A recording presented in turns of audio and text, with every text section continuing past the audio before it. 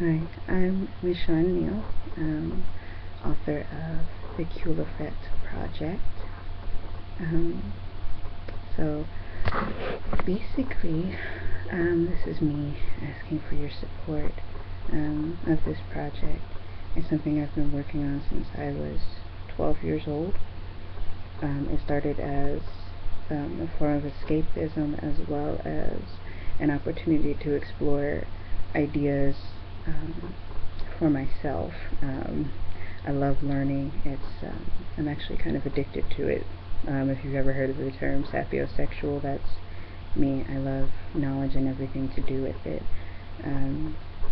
So I've been writing for about 15 years, and I loved exploring ideas that didn't get much attention in other media. So ideas like polyamory or different sexualities or neurodiversity or people of different races where it was incidental to the story. It wasn't the focus.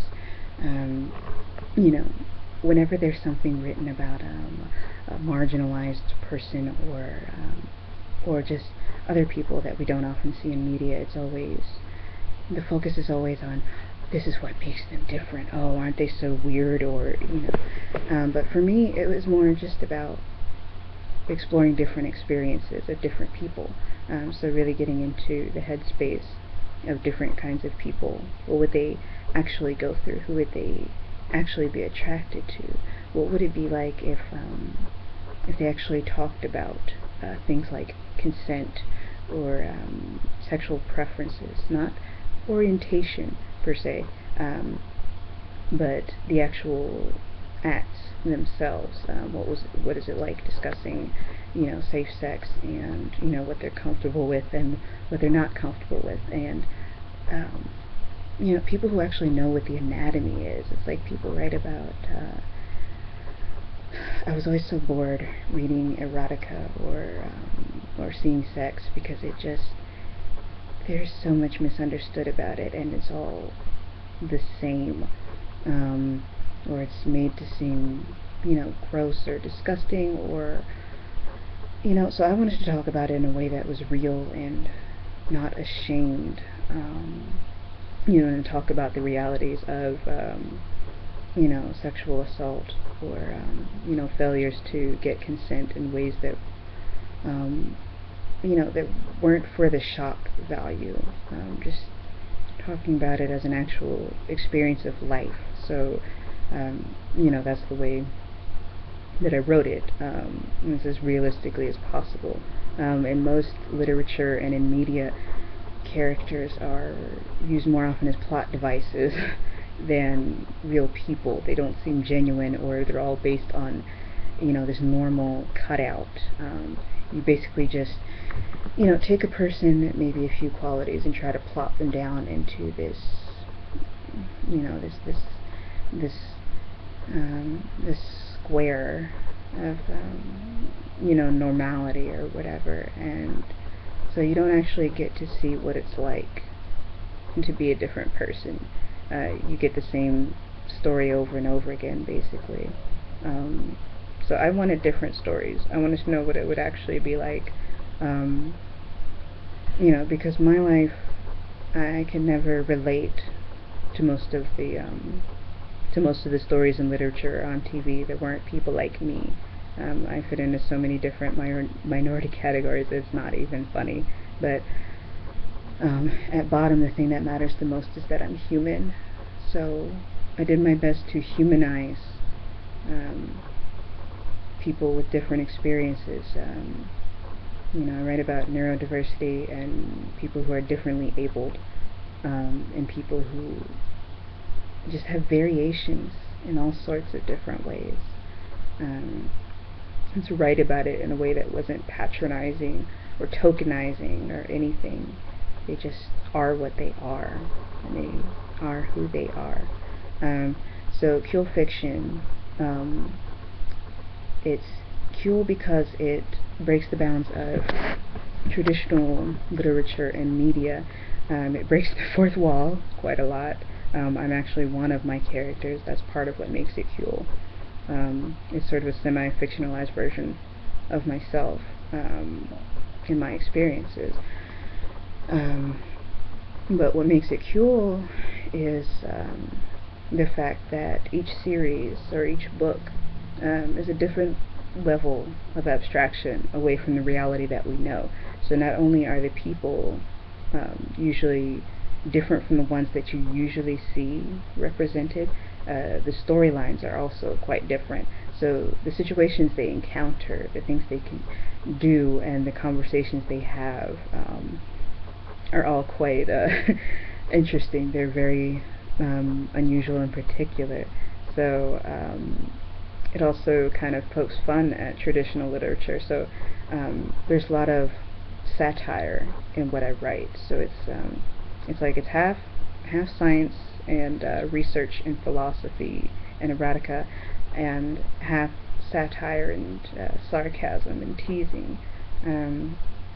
You know, for instance, like the typical romance and stuff like that. Well, in these stories, it actually kind of highlights that a lot of these behaviors are actually creepy or destructive, or these relationships really wouldn't last. So I show kind of the reality of these situations and these notions that are considered normal are okay, or all of these ideas that our society kind of, that our culture upholds as supposedly ideals, and I peel back the layers, I show what's underneath it, I show basically the logical conclusions of these systems, of these these ideals, these ways of thinking, and I show what it would actually be, for people. So it's definitely different from anything else that I've read out there. None of it is written for shock value. Everything in the story, with the exception of maybe some of the more humorous bits, it's in there for a reason. The sex is in there for a reason. It's not just titillation, and it's not the same every time. People actually have different things they like, and it means something different each time, just like in real life. So I wanted to show there are other possibilities out there, broaden the horizons for literature and the way that we deal with different people. I wanted to write for people like me and people who aren't like me. I wanted them to see their voices. I wanted them to be heard. I wanted them to be acknowledged. People like this, do exist. And I wanted to write more responsibly in a way. So things like sex and consent, and the ways that we treat each other in everyday lives, what's okay and what's truly not okay. And none of it is, it's not preachy or anything. It's each series and each part is written according to perspective. So you'll notice that whenever the point of view changes, the writing style changes. So each series has its own unique voice, its own unique quirks in writing. So I try to get the voice as close to the actual character as I can. So some of it is written in that, big flowery language that people are used to, but the content actually matters as much as the language itself. So there's also some of it that's written a little, it's not as quote-unquote well written. It's more, there's some that's just gritty. There's some, some where the character, every other word is a curse word or something like that. So it's very particular depending on who's actually speaking. So with that, it's very different from what's typically out there. Most authors, they just write in one voice, and the worlds and the storyline become greater than the characters and the people in it. So I kind of wanted to reverse that trend and show that, you know, the people that you're writing about matter just as much as the story in the world.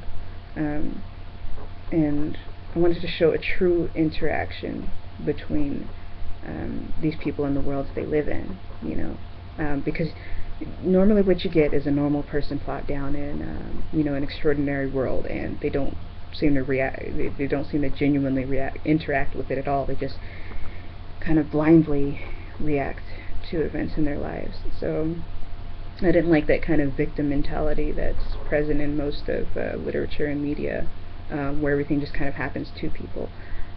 I wanted to write a truly interactive, you know, story, and so the Cuil Effect project. It's not just one book. It's a, you know, it's a project. It's a lifelong project.